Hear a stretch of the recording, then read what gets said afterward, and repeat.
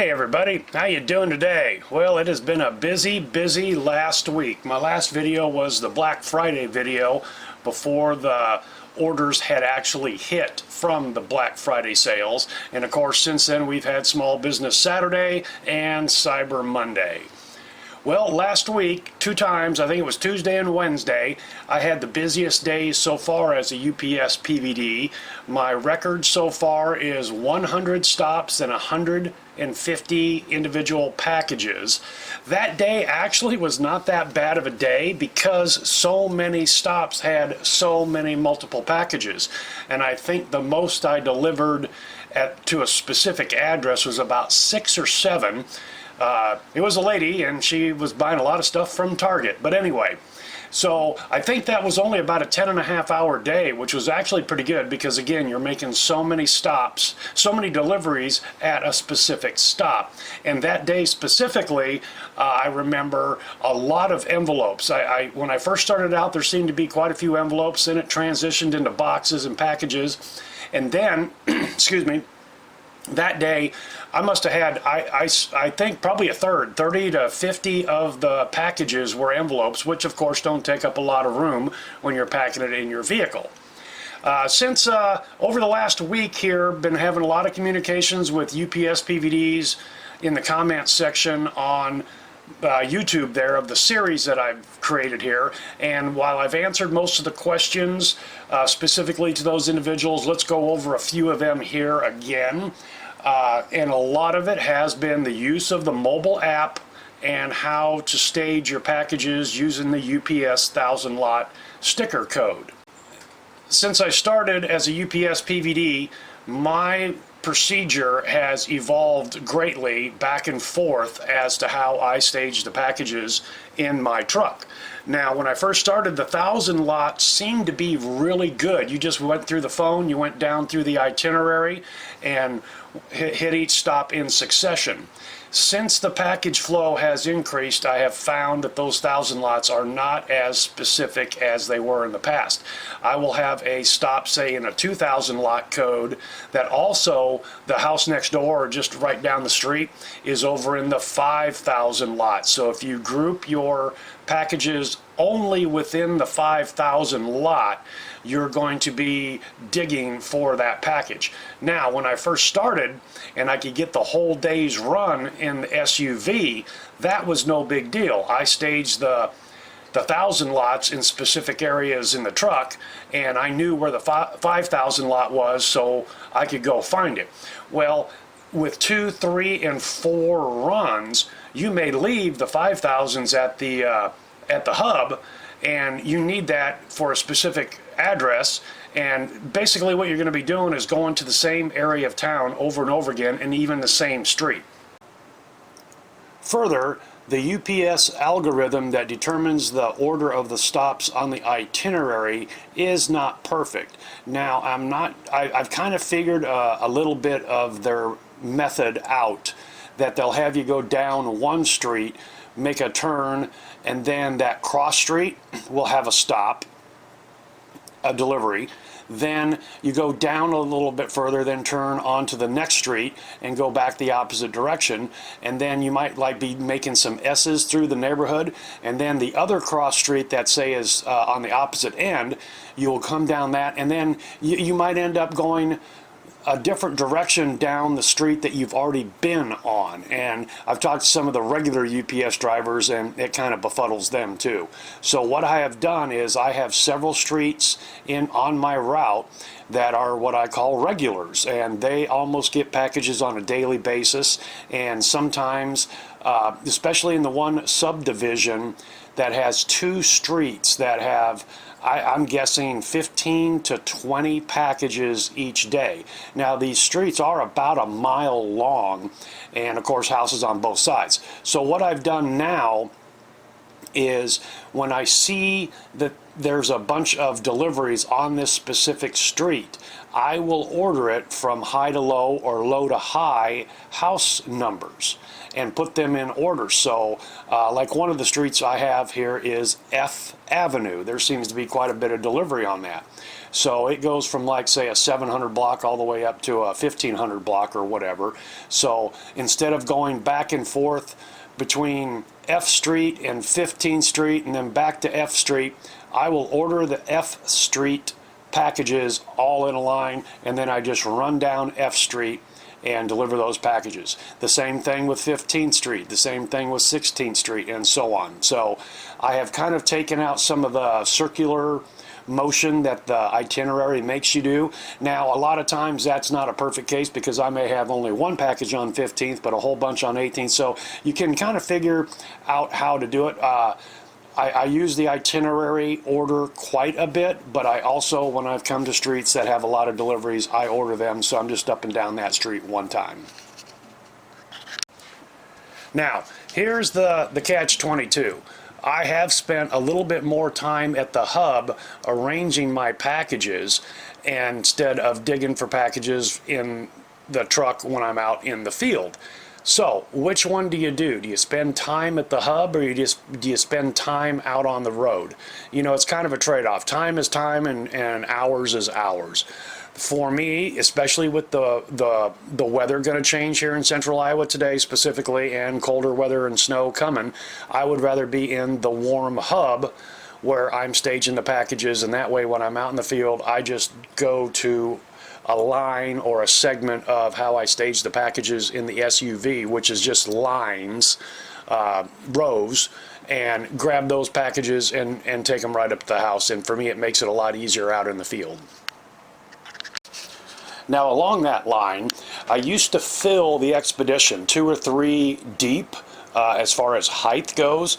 Now I just put in one single layer, about 3 rows, single layer. So what I do is I put in 3 rows of, 3 rows of packages.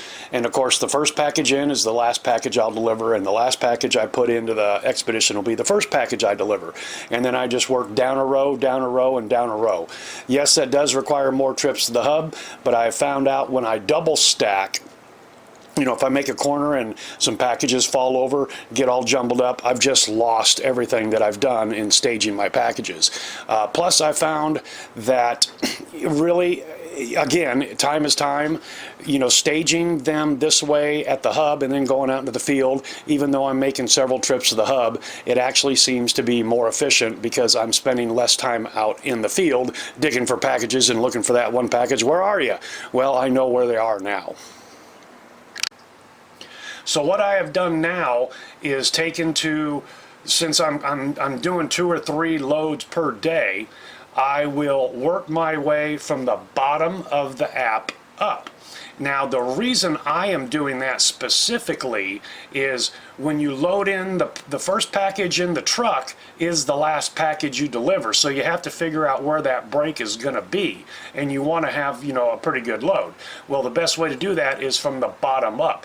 You know, and you know, if you start from the top of the itinerary and then go down, you know, I don't know, 50 stops or so, or 25 stops, you know, are you going to get everything in the truck, and then are you going to be really piecemealing up your route? So the second reason I've been doing that, for me personally, it worked out just naturally. I had nothing to do with this. When I worked from the bottom of the itinerary up, the way this route section is designed, the last neighborhood area, according to the itinerary, at the bottom of the itinerary, is a neighborhood right by the school zone here in town. And I'll tell you, in the evening when in the afternoon when the kids are getting out of school, and in the evening when there's sports events going around, the parents are lining both sides of the residential streets in that area, a block or 2 deep. It's just a cluster. So when I load from the itinerary bottom up, I'm actually getting that section of town done first, and then I don't have to worry about it. The other part about that is a section of town that is really, really dark and kind of a cluster. There's a mix of a trailer court and houses all sprinkled together, is in the middle of my itinerary, And as of right now, the way the route's been running with the heavy package load, I am getting that done during daylight hours, which is great because some of those houses, a lot of those houses don't have numbers. So now the section of the itinerary at the top, which is normally the first delivery zone, is now my last. And coincidentally, that is a subdivision that is very well lit. And everybody has townhouses, and just about everybody has addresses either on the mailbox or on the front of the house or both. So I have flipped my itinerary, and me personally, it works out great because the last deliveries are in the most well-lit area.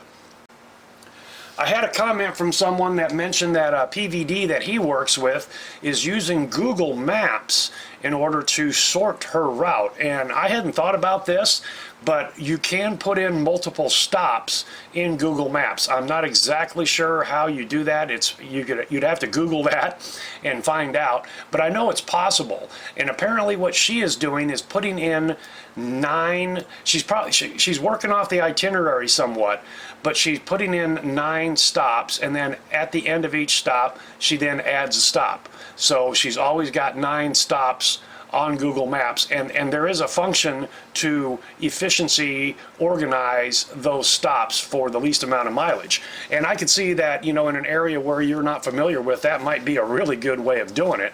And I don't know if she's doing that on her personal cell phone or iPad or something versus the Google Maps on the mobile app that we've been given from the phones from UPS.